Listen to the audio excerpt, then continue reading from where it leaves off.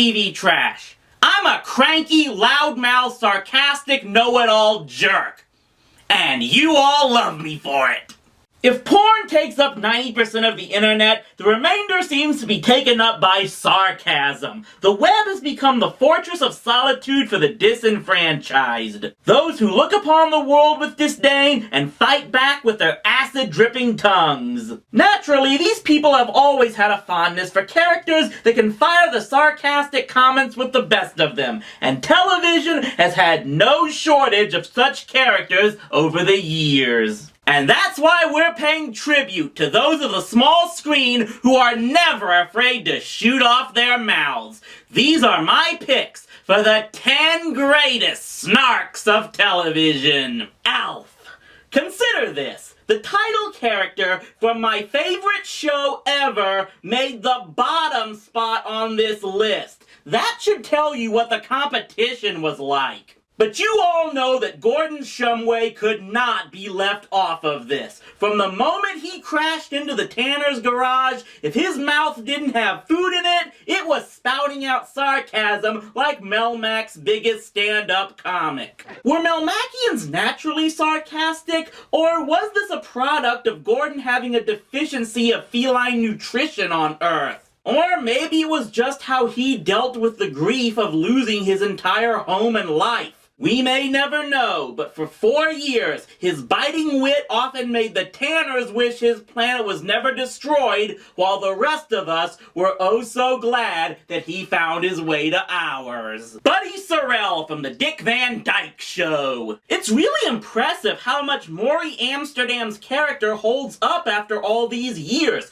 given the limitations and standards TV writers had to work with in the 1960s. But you can credit that to Amsterdam and his ability to show off deadpan comedy with the best of them. One thing you'll notice throughout this list is that many of these snarks have a favorite foil, somebody that they vent their frustrations out on more than anyone else. In Buddy's case, it was Mel Cooley, the beleaguered producer of The Alan Brady Show that Buddy was one of the writers for. I must insist that you instruct your staff to show me a little respect. We're showing you as little respect as possible. In a way, you kind of felt sorry for Mel, but couldn't help but laugh at Buddy and the other writers constantly putting him down. Buddy Sorrell was definitely a pioneer of sarcastic comedy in the early days of television, and he definitely set standards that many more in the future have had to live up to. Slappy Squirrel is what you'd get if one of Tex Avery's most iconic characters aged into a cranky old bat,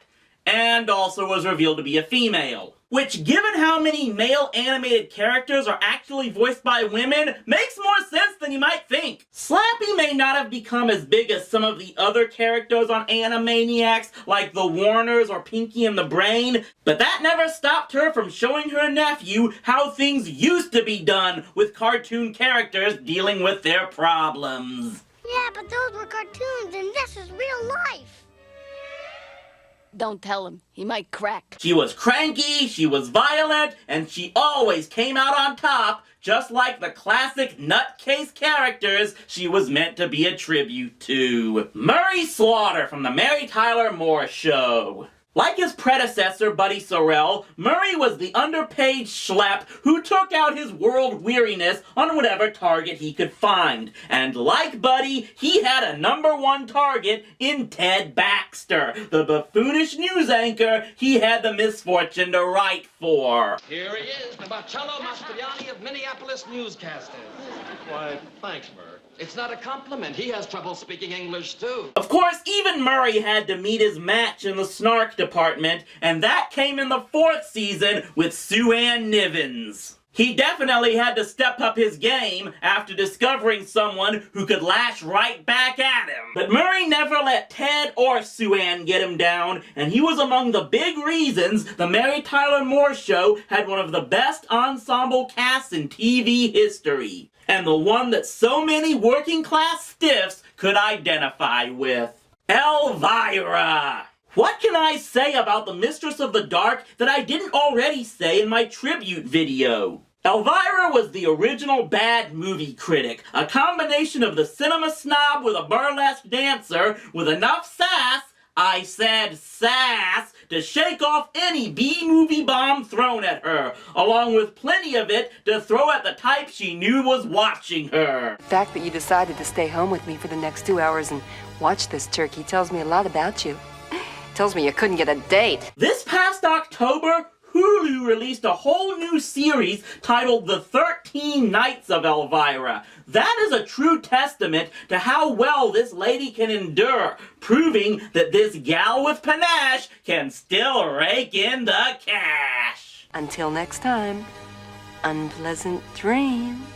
Garfield. Sorry, comic strip critic, but this fat feline just will not be denied his spot on this list. There's a reason Garfield has endured on television and in comics for more than 30 years. Jim Davis says there's a little bit of the character in everyone. We hate Mondays and would love to sleep all day. We need coffee strong enough to sit up and bark in order to get through the day. And if we don't let our opinions be known to one and all, we sure wish we could do it like he could. As I said before, the animation format works best for the character in my view because of the expanded opportunities for the character to operate. And you just can't go wrong with Lorenzo Music's classic deadpan voice style from the original specials or the Garfield and Friends series. He's fat, lazy, sassy, and ate and snarked his way into so many hearts. Oscar the Grouch.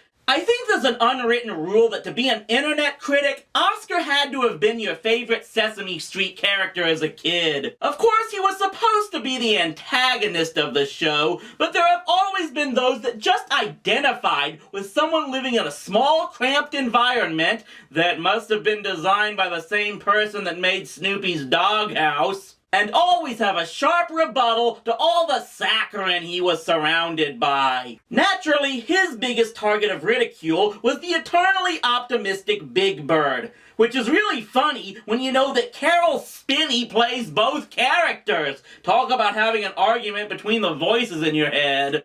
He may have only loved trash, but we all loved him for being able to trash others with flair. One of the primary rules of science fiction established by people like Isaac Asimov is that robots are supposed to be completely loyal and subservient and never intend to harm humans.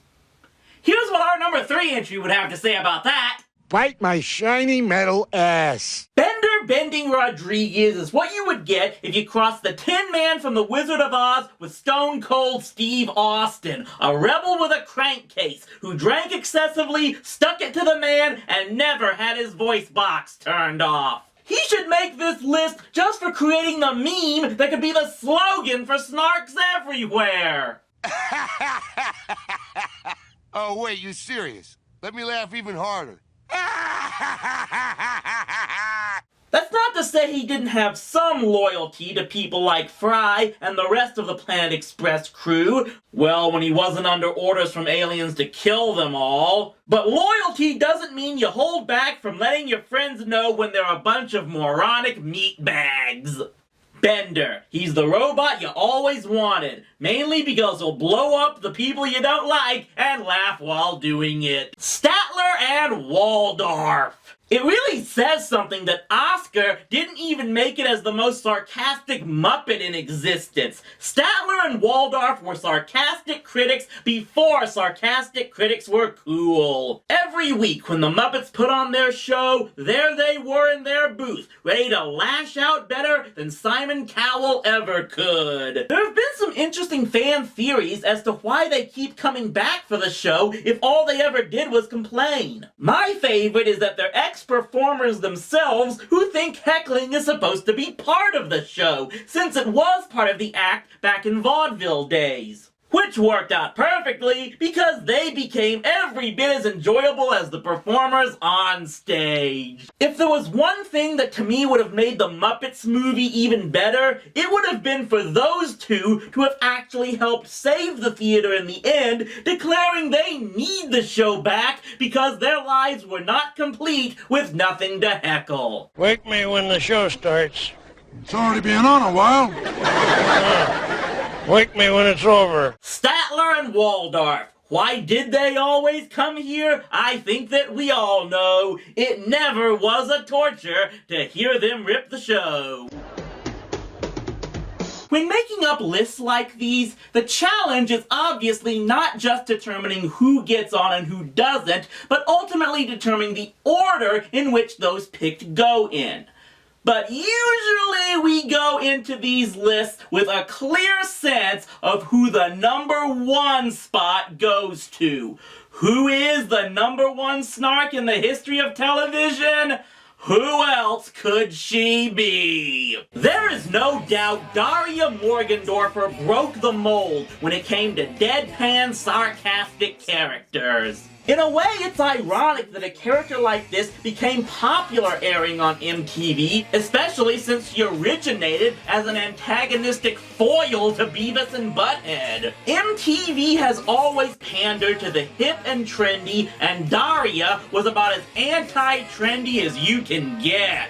For 4 years, she was the voice of the disillusioned, having to deal with the vapid, clueless high school stereotypes and other morons around her, and doing so the only way she knew how. I don't have low self-esteem. That's not to say she was perfect. In fact, it seemed like the show often suggested her attitude was really a detriment to her. It makes me wonder if Daria grew up to be one of those social justice warriors preaching all over Tumblr. But maybe she was just savvy enough to notice and call out the hypocrisy of that group. No matter what, Daria had to be herself. She didn't take crap, she always had a venom-laced retort, and that's why she stands tall as the greatest snark in the history of television. Those are my picks for the greatest snarky characters in the history of television. I'm sure it's open to debate and discussion.